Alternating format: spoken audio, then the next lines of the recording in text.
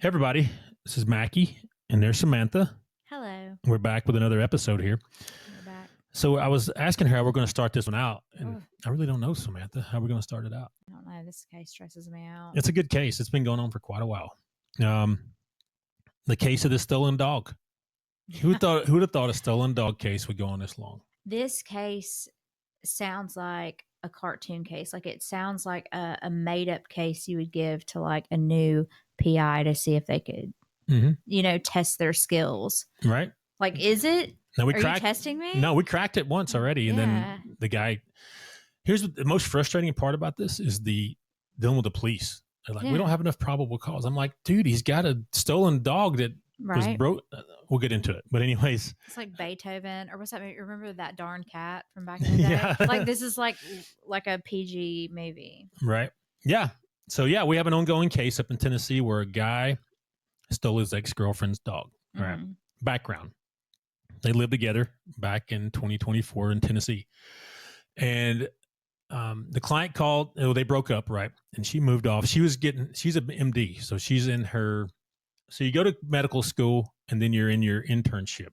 She's in that part, the other 4 years, right?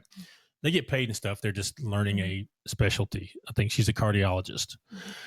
She moved to Tulsa with the dog. And then the dog came up missing out of her yard one day. And we thought her ex-boyfriend had it. So we couldn't find out where he lives. He's one of these couch surfer guys that never has a home. You ever seen those people before? Yeah. Aggravating, especially for a PI. You can't find them. So annoying. But so he touts himself as a business consultant.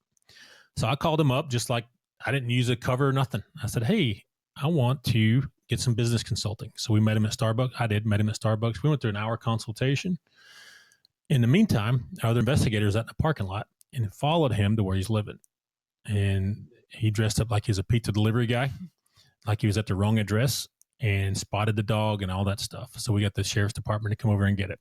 And we thought we were done. Hey, high fives, fist bumps, and all that stuff. Good teamwork, blah, blah, blah.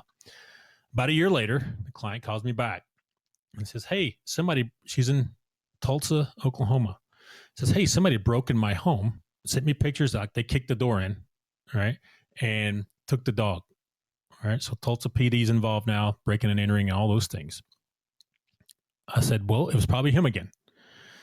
So of course, we can't get an address at the place there in Tennessee because he's a couch surfer. Mm-hmm. But I found out where he's on rover.com, and he walks dogs and house sits dogs. You tracking me so far? You haven't asked you a lot. You just kind of nod in your head. Yeah. You just enjoying the story? Yeah. No, I mean, I know the story. It blows my mind every time. Yep. So I set up a fake meet and greet, and we spotted him with the dog at the dog park. We didn't go meet him. We tried to follow him, but lost him in traffic. Right. Now I called the police and said, hey, we got this guy. Right. He's got the dog. And he goes, that's not enough probable cause to arrest him. I said, what? He's got the stolen property in his hands. Yeah. How's that not probable cause, Samantha? I have no idea. I don't think that sometimes the police know what they're talking about. So if your house got broken into and all the TVs were gone and you saw me walking around with your TVs, is that not probable cause for an arrest? Right. It's right there. I don't know. I don't get it. So they're not helping out a lot. But we're going to try some more things to try to get this guy to poke his head out in public here to get eyes on where he lives, because he's moved from where he was when we caught him the last time. Have we has there been like a report filed with the police here and like escalated? Yeah. So he's had a hit and run earlier in the year, and they didn't do nothing about it. I'm not going to name the city right now. So, but he had a hit and run and they didn't do anything about it. So, I just think it's interesting that he's walking dogs on rover.com with a stolen dog. Everybody, Mackie here with ShadowNet Investigations. I'm the lead investigator, and I'm here to let you know that we conduct premium digital forensics. Whether you're looking to recover deleted data from phones, tablets, computers, you name it, give us a call, and we can help you out in recovering that data. Or if you think you're hacked, we have the tools and expertise to help you figure out who's hacked you and to find out how it happened, whether you need help with any digital forensic situation, recovering deleted data, hacking situations, or any questions you have about digital forensics. Give us a call, 866-910-7499. That's a free consultation at 866-910-7499, or visit us at shadownetdigital.com. Yeah. It's an expensive dog too. It's not a cheap one.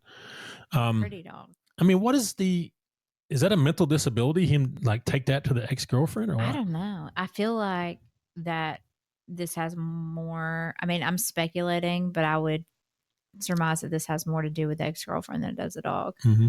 Like just getting back at her. Yeah. How dare she dump me? Right. Kind of thing. Yeah. You ever seen that happen in other instances before? Oh, yeah. I've seen it happen with the stalking and harassment. That's kind of a similar thing. How dare you break up with me or divorce me? I'm going to harass you digitally or scare you. Or divorces where people will fight over the dumbest stuff that they don't care about. Like who gets the toaster. You know, like you've seen that in divorces where they just fight over assets that don't matter. I guess it's not about the assets. Just like, I don't think this is about the dog. We've had people come to us, they're getting divorced and they're in like the trailer and they have a bass boat. And I'm like, you don't need to be following her around. Just get a divorce. You don't have, there's not a lot of assets there. Right. But I think they just want to get them. Yeah, they just want to get them. And I think it's about the dog to her, but I don't think it's about the dog to him. Well, now it's more like somebody broke in my house. I want this person to go to jail. That's what I'm saying. That's terrifying. If he'll do that, then what else will he do? Yeah. What if she would have been there? I wonder if that's not more than just like, I mean, what would that be considered? Like burglary? Or? Well, I don't have the law in front of me. I know burglary. Or what it would I have a hard time saying burglary. Because it's Oklahoma too. So I don't know. I wonder if there's something added, like what do they call them whenever you? Oh my Lord! You've when you add something to it because y'all were in a domestic aggravating circumstance. Yeah, and enhance. Yeah, it's aggravating. They call it enhanced charges. Yeah, there probably has to be. If you break in a house, if she'd have been there, because she'd been hurt, you know what I mean, that kind of stuff. And she's worried about it. More the breaking. She wants him to go to jail. I don't blame her. Get him off the streets. But this guy, he's an interesting character, and we've had a hard time getting him to show his face. We've had to trick him and do all this stuff to get him to poke his head out. And we're going to work on some stuff here soon. But I just think it's interesting that he's going to, instead of moving on with his life, he's going to spend all this time, potential prison time, just to get back at his ex-girlfriend. Right. And I wonder what his justification for this is, because surely he has a story. Like, there's going to be a motive, right? Yeah. So. But is his story going to be like, well, this was my dog all along? Like, you know what I mean? Like, what is his defense going to be? Because he can't keep this up forever. So when the sheriff's department came and got it the last time, he didn't say, he just said, here's the dog, you can have it. He didn't give a reason or nothing. I'm sure he just kept his mouth shut with the deputies there. But why didn't they arrest him for having a stolen dog? I don't know. That's what I wonder about the police too. But yeah, this guy, I don't know. The pictures of him, I think that he's unhinged. And I mean, again, that's just personal opinion. Like, I have nothing to base that off of, but there's just something about it, the whole situation, that's just real, real weird. This is the most interesting case. And like I keep saying, it sounds made up. He has a man bun. Yeah. A stolen. I think a photograph I have of him is like that sweater. Oh, the Christmas sweater? Yeah, the Christmas sweater. The ugly Christmas sweater. But. Yeah. And I just don't. What do you do in situations like this whenever the police won't cooperate? Like, I don't know. We told them that day we saw him at the dog park, hey, this guy's here with a stolen dog. And they're like, well, we can't get anybody over there. You know, it was kind of like they wouldn't have high priority for him. Right.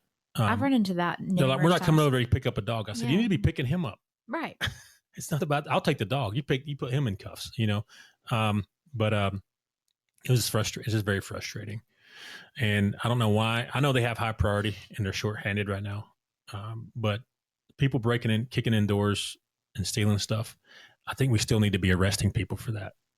What do you think? Yeah, no, for sure. And does Tulsa know that there's I assume that they know that the police here have been notified. Yeah.